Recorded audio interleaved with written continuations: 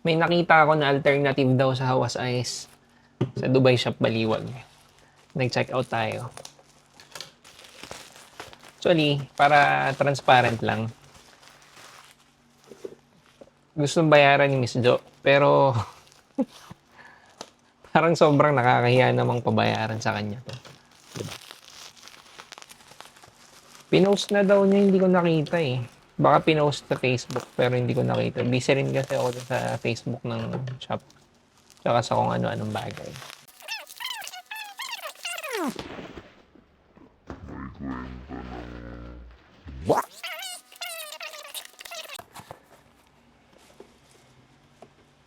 Ba to? Ah, Sarah Creation pala, hindi Arab. Iniisip ko kasi kanina Arabia at Prestige. So, ni-research ko to before Arabia at Prestige saka yung Sarah Creations parang Sarah Creation parang siya yung branch ni Arabia at Prestige na gumagawa ng mas affordable na perfumes.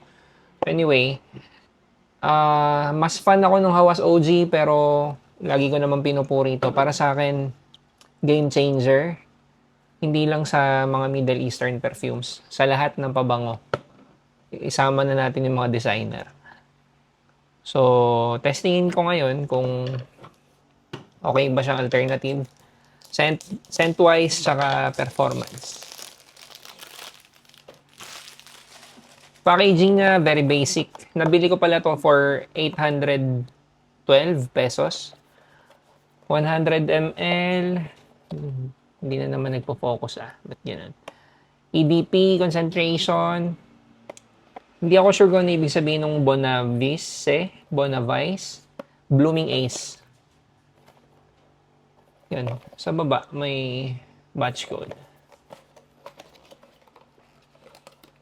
May unbox na ako na Sarah Creation before yung mga affordable versions ng camera saka camera kawa na okay naman pero hindi ko pala nagawa ng update yung performance. So pangatlong Sarah Creation na pala natin to. Kasi yung mukha ko yung sinusundan kaya hindi siya nagpo-focus. Okay. Yun. Kuha tayo ng paper strip pero may naisip ako eh. Hindi ko natatimeran ng maayos dati. So ngayon, timeran natin. Ano ba yung timer nito? Sang ina. Ito pa tumagal Hindi kasi talaga ako sanay mag-Apple eh. Stopwatch na lang. Okay. Bote niya, very basic. Sa ilalim may batch code.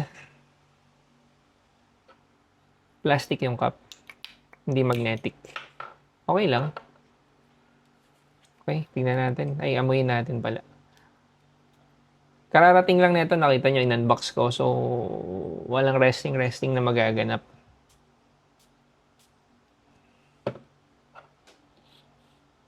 Dadagdagan na natin since mura naman siya. Huwag na kayong epal. Ilan yun? 3, 4, 5. Siyempre, i-spray ko rin to sa balat ko. Nalagyan ko ng timer. Para ma-monitor ko kung gaano katagal siya naglalast. 3 spray sa akin.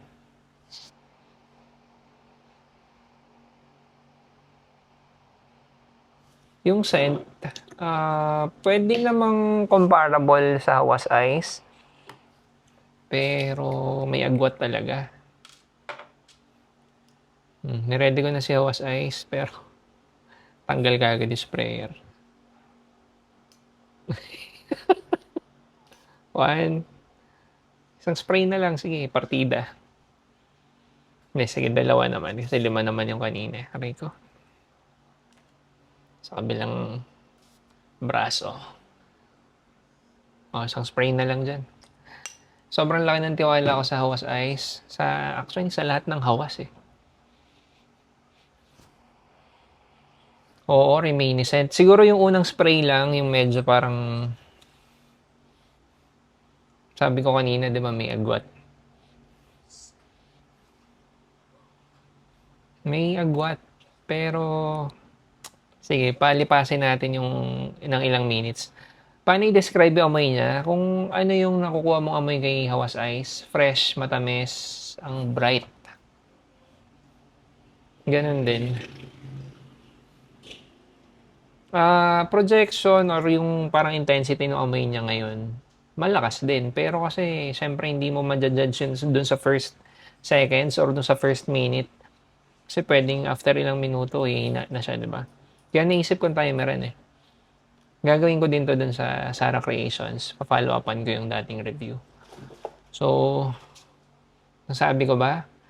Alternative daw ito, pangalan mo, Blooming Ace ng Hawas Ice. So far, okay naman ako sa scent.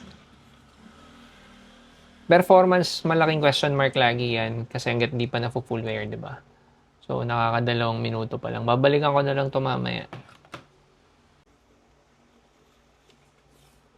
1 hour 45 minutes ng pag-spray ko, pati sa mga cards. Yung Hawas Ice, sumisipa pa. Blooming Ace, tama ba? Blooming Ace. Hindi na masyado. Pero iba talaga yung Hawas Ice. Kahit sa papel. Sa papel, medyo may laban yung Blooming Ace. Pero lamang pa rin talaga yung intensity ni Hawas Ice. Sa skin, Hawas Ice talaga eh. So, gusto ko lang din testingin kung hanggang gaano katagal maglalast. Since na-record na natin.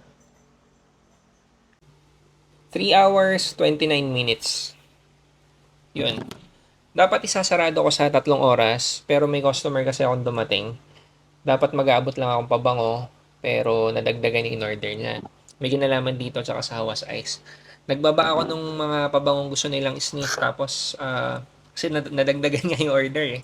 Sabi, sir, so mag-boyfriend-girlfriend sila, nakamotor. Sabi, sir, ano yung suot mong pabango? Kasi patawid pa lang sila. Nandun sila sa kabilang side na street. May dala akong aso. Naamoy na daw nila ako. Tapos sabi ko, teka, nalito ako kasi dami ko in-spray kanina. Tapos naalala ko bigla. Nag-spray ako ng neto ng 5 beses ba dito? Basta multiple times dito, diba? Tapos Hawas Ice. Isa or dalawa dito sa kabila. Sabi ko baka Hawas Ice yung naamoy nila. Nagbaba akong Hawas Ice. Sabi nila, yun nga, yun yung naamoy daw nila. So nabanguan sila sa Hawas Ice. Sinama nila yung Hawas Ice sa binili nila. Bro, pa-comment ako dito para hindi ako magmukha sinungaling pag kung napapanood mo. Hindi, seryoso talaga may pumunta kanina. So yun, dapat i-close ko ng ng 3 oras. Kanina bago sila dumating, inaamoy ko na magabila. 2 hours 58 minutes kung di ako nagkakamali bago mag 3 hours. Skin scent na lang si Blooming Ace. Si Hawas Ice may sipa pa din. Iba talaga no? Kahit na ang konti lang. Isang spray lang ba yung ginawa ko dito? Re-reviewin ko na lang mamaya. Check nyo na lang din. Pag nakit ko dito, nag-spray ako sa cards. Saan yun? Nice. BA. Dito kahit papaano may litho factor. Pero, dito sa wrists, wala. Ma-identify mo kagad which is which. Malaki yung diferensya ng performance. Si Blooming Ace, nagta-transition siya kagad after ilang minutes. Si Hawas Ice parang sariwa pa. Pakakala mo kakaspray mo lang sa kanya. Samantalang yung kabila, nagta-transition na. Kung i-factor in natin yung presyo, 812, 814. Basta close to 800 pesos ko lang siya nabili for a 100 ml bottle. Siguro pwede na. Kasi kahit na better yung performance ni Hawas Ice sa ganitong price point, kung ako pipili, mag-Hawas Ice pa rin ako. Pero gets ko naman yung magiging market nito. Kung ang budget mo nga is less than 1K, okay naman siyang alternative for Hawas Ice. May nag-comment pala sa Facebook, ikumpara daw kay Najdia. Unfortunately, simot yung Najdia ko. So, hindi ko masa-side by side. Pero confident ako na sa sobrang daming beses ko nang ginamit si Najdia, kaya ko siya ikumpara dito. Kahit wala yung Najdia ko.